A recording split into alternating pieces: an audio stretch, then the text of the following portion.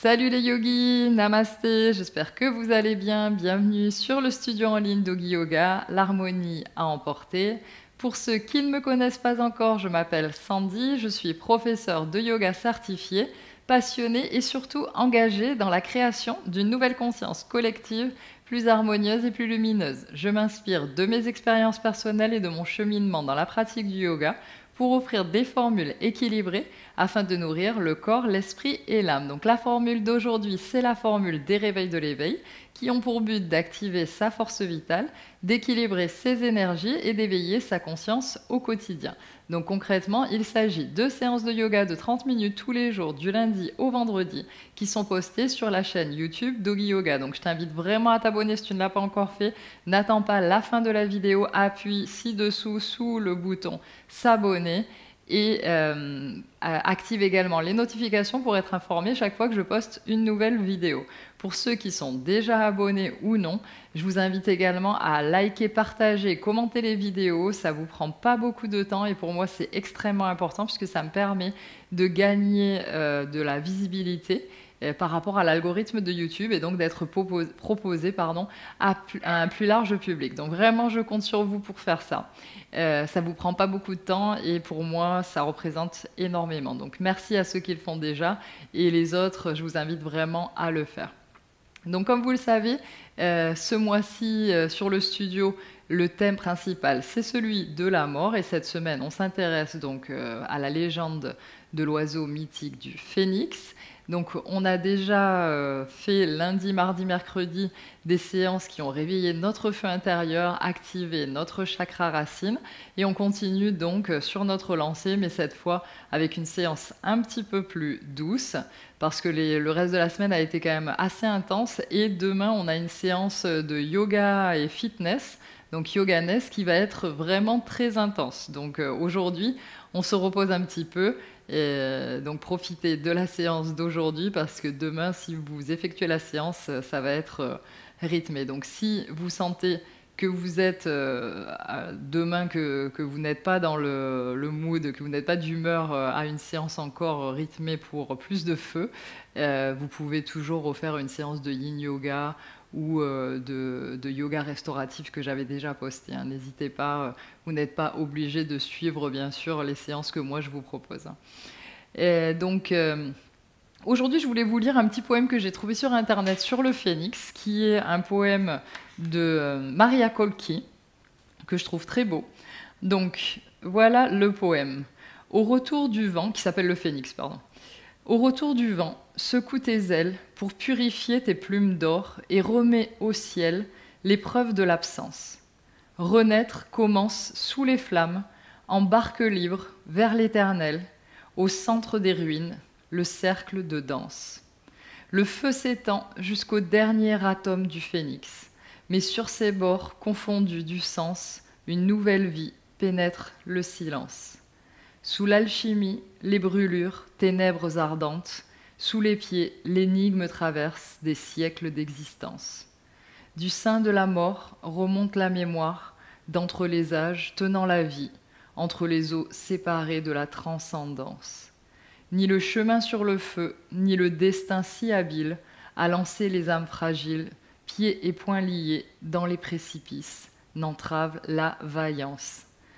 Très beau poème, je l'ai mis d'ailleurs sur les réseaux sociaux Doggy Yoga avec le planning, donc si vous voulez le retrouver, n'hésitez pas à regarder et donc à suivre la page Facebook et la page Instagram Doggy Yoga.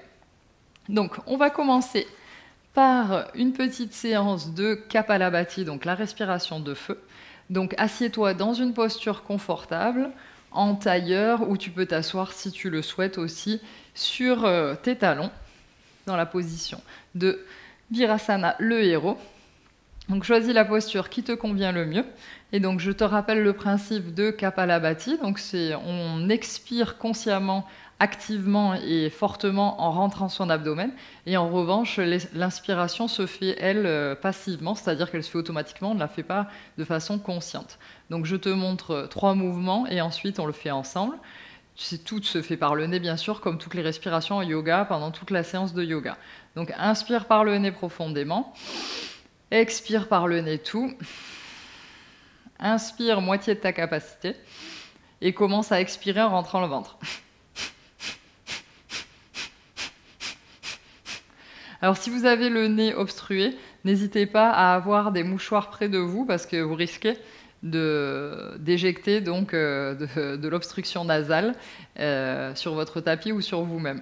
Donc c'est très bon et d'ailleurs je vous conseille de faire Kapalabhati non seulement parce que c'est une respiration qui permet de faire remonter le sang donc vers le visage et donc c'est pour ça qu'on a les pommettes roses juste après l'avoir fait. Et, on l'appelle la respiration du visage brillant parce qu'ensuite ça nous donne un bon teint après avoir fait donc cette respiration, mais elle permet aussi de nettoyer les voies respiratoires hautes, donc pendant les périodes où on a des rhumes c'est vraiment très recommandé, surtout si on fait du yoga en ligne et qu'on n'a personne autour de nous. Donc inspire profondément par le nez, expire tout, inspire moitié et expire entre le ventre. 1, 2, 3, 4, 5, 6, 7, 8, 9, 10, 11, 12, 13, 14, 15 et relâche tout. Respire normalement. Et on va refaire une fois 15 expirations actives. Inspire profondément. Expire tout. Inspire à la moitié de ta capacité. Expire entre le ventre 1. Expire 2. Expire 3. 4. 5. 6. 7. 8. 9. 10. 11. 12. 13. 14. Et 15. Relâche tout. Tu vas venir te mettre sur ton tapis dans la position de l'enfant, Balasana. On va venir faire ici des étirements. Donc la position de l'enfant, nos gros orteils se touchent, les genoux sont écartés sur les côtés pour pouvoir donc descendre notre buste vers le sol. Ici, on va tirer les mains vers l'avant, les bras sont tendus et je repose donc mon front dans le sol. Inspire. Expire, essaye de bien ramener ici tes fessiers sur tes talons. Inspire, expire, inspire, expire,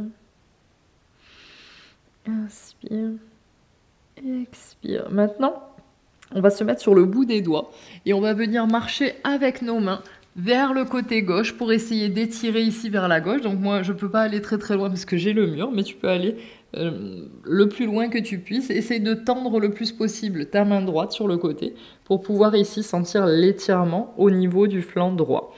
Et descends ton front dans le sol et reste ici. Inspire. Expire. Inspire. Expire. Inspire. Expire. Reviens au centre et tu vas marcher de l'autre côté avec tes mains. Donc vers la droite, le plus que tu puisses. Essaie de bien tendre ici le bras gauche et dépose ton front dans le sol. Inspire. Essaye de bien maintenir le poids au niveau de ta fesse gauche, le poids dans le sol. Expire. Inspire. Expire. Inspire. Et expire. Reviens marcher avec tes mains vers le centre. Et ici, on va relever donc les fessiers. On va rapprocher les genoux pour pouvoir que les genoux soient à la distance, donc à la largeur de hanche. On essaie de venir placer nos hanches juste au-dessus de nos genoux. Et on va venir marcher avec nos mains vers l'avant pour la position de Anahatasana. Donc, soit on marche jusqu'où on peut et puis on dépose son front dans le sol. Soit, si on a la souplesse, on descend le buste vers le sol. Et reste dans la position que tu as choisie. Inspire. Expire. Tu peux avoir les coudes de pied au sol ou les orteils crochetés comme tu te sens le plus à l'aise. Inspire. Expire. Inspire. Expire. Inspire. Inspire. Expire. Et dernière. Inspire. Et expire. Reviens, relever donc ton buste si tu l'avais au sol. Et maintenant, toujours avec la main droite ici tendue, on va venir passer le bras gauche sous le bras droit, avec la paume de la main gauche qui regarde vers le ciel. On descend ici notre épaule gauche dans le sol, en dessous de notre menton. La main droite, elle peut être tendue avec le bras, ou alors elle peut être ici pliée, comme on se sent plus à l'aise. Ou encore, on peut relever la main droite et venir chercher derrière notre l'aine de la jambe gauche, comme on se sent le mieux. Inspire. Expire. Inspire. Expire. Inspire. Expire. Inspire. Et expire. Maintenant, viens ramener ta main droite plus près de ton bras gauche qui est au sol. Plie le coude droit et viens remonter dans une position 4 pattes. On va faire la même chose de l'autre côté. Donc, on va venir placer notre main gauche avec la paume de main vers le ciel. Vers la gauche, on descend l'épaule droite en dessous de notre buste et on vient soit étirer la main gauche vers l'avant, soit venir chercher à l'arrière l'intérieur de notre cuisse droite, soit on peut avoir le bras aussi gauche plié. Choisis ta posture et reste. Inspire. Expire. Inspire. Expire. Inspire. Expire. Inspire. Et expire. Ramène ta main gauche vers le bras qui est au sol. Plie ton coude gauche et viens remonter dans la posture de 4 pattes. Donc ici, on va venir s'asseoir sur nos talons et on va venir faire un Gomukhasana. Donc, on va commencer par la jambe droite au-dessus. Donc, on va plier donc, notre jambe gauche avec le talon qui vient près de notre fessier droit. Les deux fessiers sont au sol.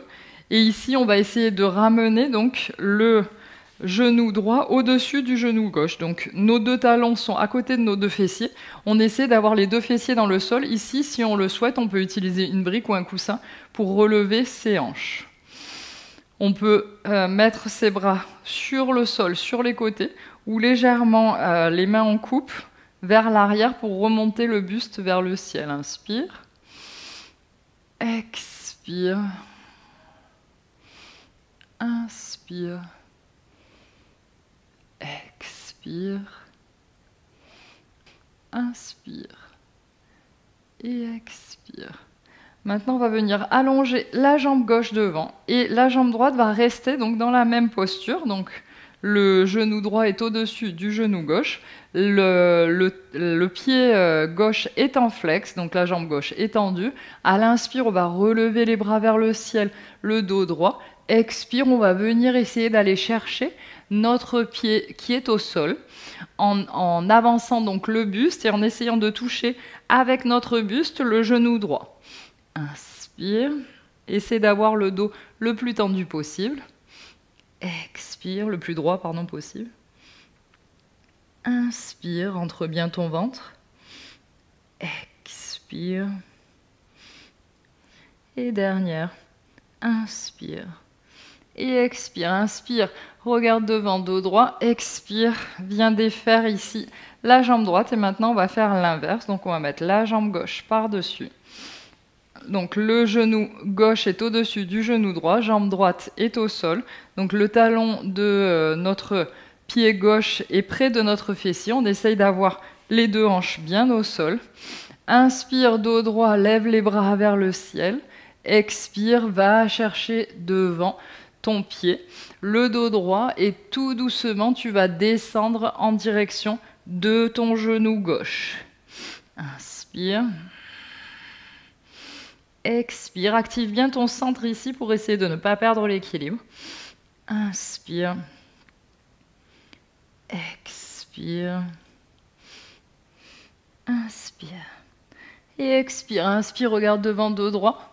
Et viens défaire. Laisse ici ta jambe donc sur ta jambe gauche sur la jambe droite. Et maintenant, viens plier ta jambe droite pour venir faire Gomukhasana, la tête de vache de l'autre côté. Donc rapproche ton talon droit de ton fessier gauche et ton talon gauche de ton fessier droit en essayant d'avoir les hanches ici donc bien dans le sol, les deux. N'hésite pas à t'asseoir sur une brique de nouveau. Et si tu le souhaites, de nouveau, tu peux placer tes mains en coupe vers l'arrière, ouvrir ton buste et regarder vers le ciel. Inspire. Expire. Ouvre ton cœur. Inspire. Expire. Inspire. Expire. Et dernière. Inspire. Et expire. Maintenant, on va venir essayer de faire donc la posture du lièvre. Donc, mets-toi sur les genoux. Et ici, on va essayer d'avoir donc les hanches au-dessus de nos genoux. On va attraper ici, les genoux sont écartés à la largeur de hanche. On va venir attraper ici avec nos mains nos chevilles et on va basculer le poids vers l'avant, le front vers l'avant, le haut du crâne est dans le sol. Et ici, j'essaie de venir basculer mon poids vers l'avant. Donc je fais basculer, j'essaie de ramener mes hanches plus en ligne avec mes genoux ici, pour venir basculer le poids sur le haut de la tête. Position du lièvre. Inspire. Expire. Arrondis bien le haut du dos. Inspire. Expire. Inspire. Et expire. Tout doucement, viens ramener tes fessiers sur tes talons. Reste dans la position de l'enfant, le front au sol, les bras le long des jambes. Et maintenant, viens t'asseoir et regarde. Si tu veux essayer la position de Shirshasana, position sur la tête, je vais t'expliquer comment rentrer donc dans la posture. Si tu n'as jamais fait cette posture, tu peux te mettre contre un mur pour la faire pour ne pas avoir peur de tomber.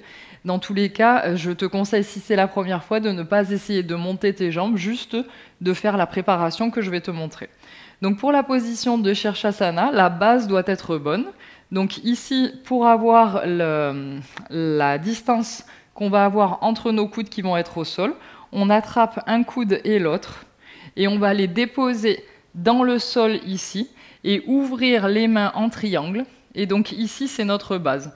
Donc cette base-là, il faut vraiment qu'elle ne bouge pas, c'est-à-dire qu'on ne doit pas ouvrir plus les épaules, sinon on perd complètement la stabilité et la force. Et donc, on vient tomber ici. Donc, c'est toujours cette distance qu'on va maintenir. Ensuite, au niveau des mains, parce que les mains donc, vont s'attraper, on va former donc un triangle entre nos coudes et nos avant-bras, et les mains vont s'attraper. Pour attraper ces mains, donc, on fait un point, puis on ouvre. Et ici, comme vous le voyez ici, vous allez avoir le petit doigt qui est un petit peu bancal. Donc, en fait, vous avez deux solutions pour ce petit doigt. C'est soit les deux petits doigts, de les mettre ensemble vers l'arrière. Moi, c'est ce que je fais, mais il y a beaucoup de gens qui ne le font pas comme ça. Soit de ramener ce petit doigt à l'intérieur pour avoir un petit doigt devant l'autre et donc ne pas être gêné. Donc ça va être là où on va venir placer donc la partie haute et arrière de la tête. Donc ça va être la base où notre tête va se déposer. Donc très important que cette base soit bien solide, hein, bien stable. On a les deux pouces vers le haut, et ici, ça forme une seule ligne. Donc, on va reprendre. On est donc ici sur les talons. On attrape nos coudes. On vient déposer les coudes dans le sol, les avant-bras vers le sol en triangle. On attrape nos doigts. On vient placer nos petits doigts, donc soit derrière l'un contre l'autre, soit le petit doigt droit à l'intérieur. On ouvre donc nos mains ici, mais toujours bien stable, avec les pouces vers le haut. On vient remonter donc nos hanches au-dessus de nos genoux. Et ici, on va déposer le haut de la tête contre le sol. Et l'arrière donc de la tête est sur la base de nos mains. Donc touche nos mains ici. On crochette nos orteils au sol. Et ici, on remonte comme si c'était un chien tête en bas. On peut plier les jambes hein, sans problème. Et ici, on va essayer de pousser dans le sol pour essayer de lever notre tête du sol. Parce que si on n'arrive pas à faire ça, c'est même pas la peine d'essayer de monter. On n'a pas assez de force en fait dans les épaules.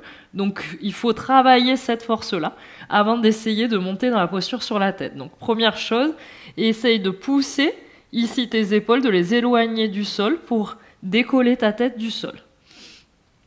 Donc essaye.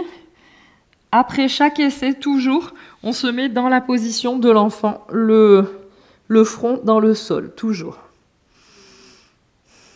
Donc si ici, tu vois donc que tu as assez de force pour pouvoir monter dans la position de Shirshasana, que tu as pu donc te pousser et soulever ta tête du sol, on va essayer donc de ramener d'abord un genou, puis l'autre. Et aujourd'hui, si c'est la première fois, tu ne vas pas essayer de monter les deux jambes, mais au moins d'essayer de ramener les genoux, ce qui est déjà un bon commencement pour la posture. Donc reprends ta base, attrape tes coudes, viens déposer tes coudes au sol, attrape tes mains, prépare ici tes petits doigts des mains, donc tes auriculaires. La base de tes mains bien ouverte et bien stable, tes coudes bien ancrés dans le sol, remonte tes hanches, dépose le haut de ta tête contre le sol et l'arrière de ta tête au niveau de tes mains, crochette tes orteils et viens ici monter. Ici, on va essayer de marcher le plus possible, le plus près possible où on arrive pour essayer d'avoir les hanches le plus en ligne avec nos genoux. Et là où on est, on va d'abord essayer de relever un genou, le reposer. Ensuite, l'autre genou, reposer au sol, et comme ça. Après chaque essai, de nouveau, genou dans le sol, front dans le sol, Balasana l'enfant.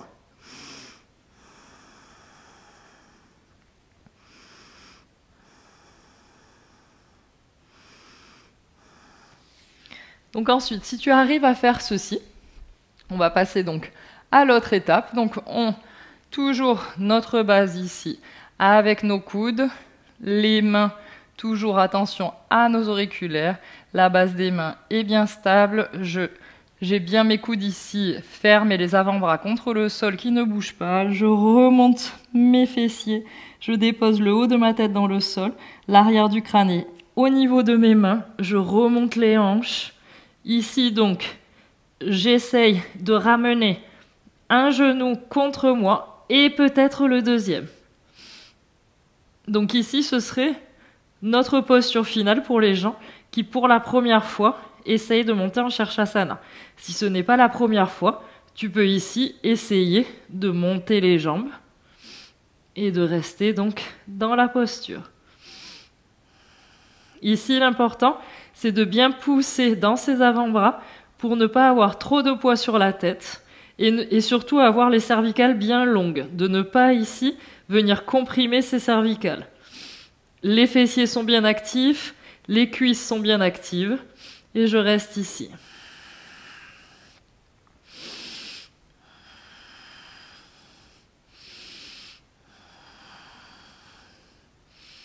Pour descendre, je peux faire donc la même chose que ce que j'ai fait pour monter, c'est-à-dire de venir ramener mes genoux contre mon buste et ensuite descendre mes jambes. Descends au sol, position de l'enfant, Balasana. Position donc au sol, Balasana.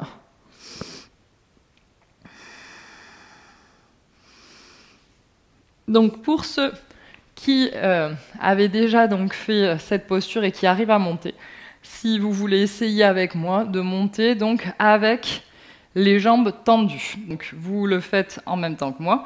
Par contre, c'est très important pour ça d'avoir de bons abdominaux, mais aussi d'avoir une bonne souplesse des ischio-jambiers parce qu'il va falloir marcher avec les jambes tendues de façon à ce que les hanches aillent plus loin que la ligne des coudes au sol. Comme ça, on pourra monter avec la gravité, ce sera beaucoup plus simple. Donc seulement pour les personnes qui connaissent déjà Shirshasana. Les autres, vous pouvez vous reposer dans la position de l'enfant, Balasana, ou continuer à essayer les versions que je vous ai montrées avant. Donc ici, tu essayes de pousser bien dans tes avant-bras. marcher, marcher avec tes jambes pour passer donc avec tes hanches la ligne de ta tête. Et essaye ici de remonter les deux jambes en même temps.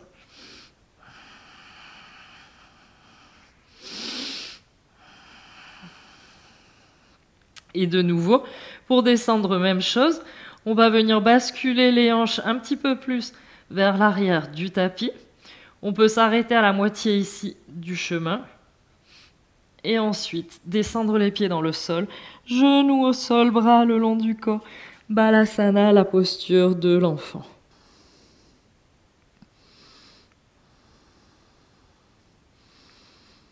Donc viens t'asseoir sur tes talons. Et maintenant, ceux qui veulent faire avec moi un vinyasa, qui ne sont pas fatigués, on va faire le vinyasa. Sinon, vous pouvez vous mettre directement au sol sur le ventre. Donc si tu veux faire un vinyasa avec moi, mets-toi vers l'avant de ton tapis, croise une cheville devant l'autre et essaie de remonter légèrement tes jambes, les mains au sol à côté de tes fessiers.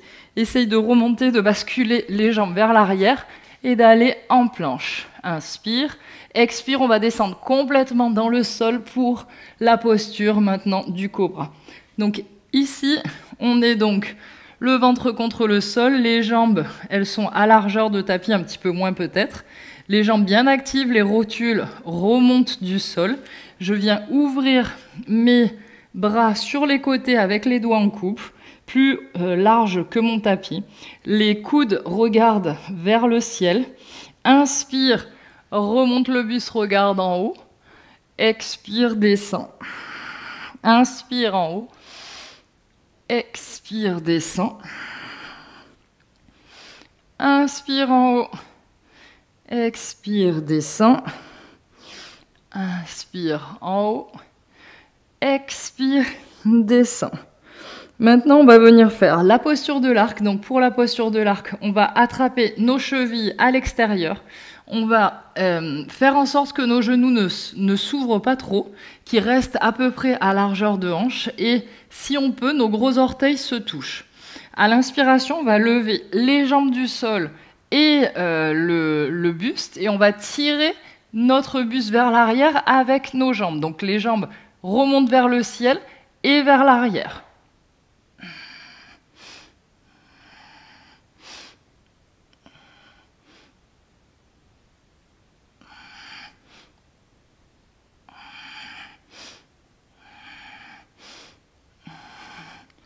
Redescends. Viens mettre une main au sol et la paume de main de l'autre main dessus. Et pose une joue sur le coussin que tu as fait avec tes mains et tu peux bouger tes hanches d'un côté et de l'autre. Maintenant, tu vas allonger ton bras droit sur le côté, sur la droite, en croix.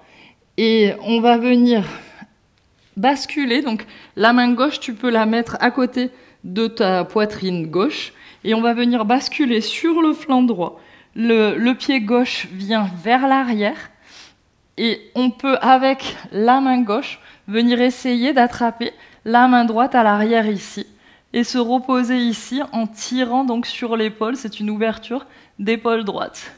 Inspire. Si tu n'arrives pas à attraper tes mains, tu peux laisser juste le bras comme ceci et la main gauche devant ton ventre. Expire. Inspire. Expire. Inspire. Et expire. Reviens au centre. Maintenant, viens mettre ton bras gauche sur le côté gauche en croix. Et on va donc basculer. La jambe droite vient chercher vers l'arrière. Si je peux, avec mon bras droit, je viens chercher mon bras gauche à l'arrière. Sinon, je laisse mon bras droit devant mon buste ici. Et je me pousse vers l'arrière pour sentir ici, au niveau de l'épaule gauche, l'ouverture. Inspire. Expire. Inspire. Expire. Inspire. Et expire. Reviens sur le ventre. Et maintenant, viens te placer sur le dos. Et viens descendre ta jambe gauche à côté de la jambe droite. Si tu as besoin, tu peux utiliser une couverture pour le Shavasana, la relaxation finale. Donc, laisse tes pieds s'écarter vers le sol. Tes jambes sont écartées à la largeur du tapis, les bras le long du corps, paume de main vers le ciel. Et relâche tout ton corps dans le sol. Relâche tes pieds. Relâche tes chevilles. Relâche tes mollets. Relâche tes genoux. Relâche tes cuisses. Relâche tes adducteurs. Relâche tes hanches. Relâche tes fessiers. Relâche tes abdominaux. Relâche ta poitrine. Relâche tes épaules. Relâche tes bras. Relâche tes mains. Relâche ton dos. Relâche ta colonne vertébrale.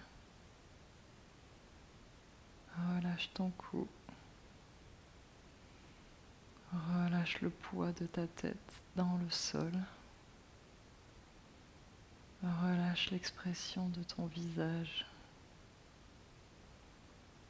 Relâche la partie entre tes sourcils. Relâche ta bouche. Laisse ta mâchoire s'ouvrir en laissant ta langue sur ton palais. Et relâche tout ton corps.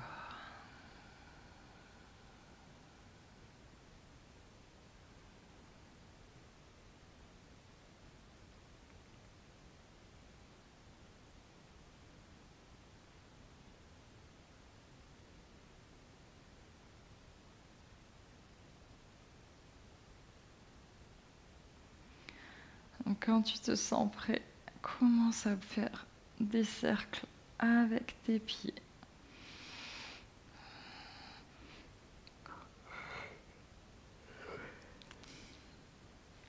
Ouvre et ferme tes poings.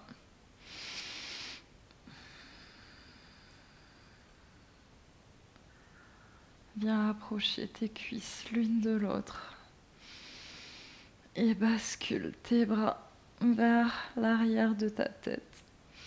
Étire-toi.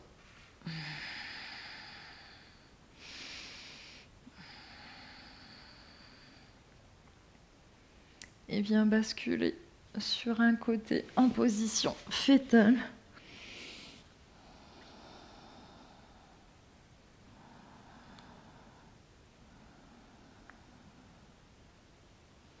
Et toujours les yeux fermés, viens t'asseoir en tailleur sur ton tapis.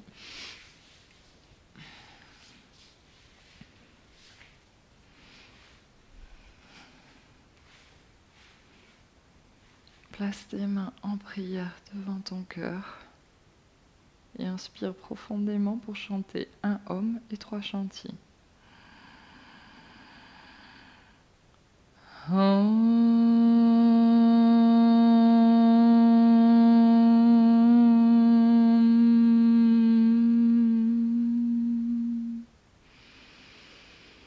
Shanti, Shanti, Shanti.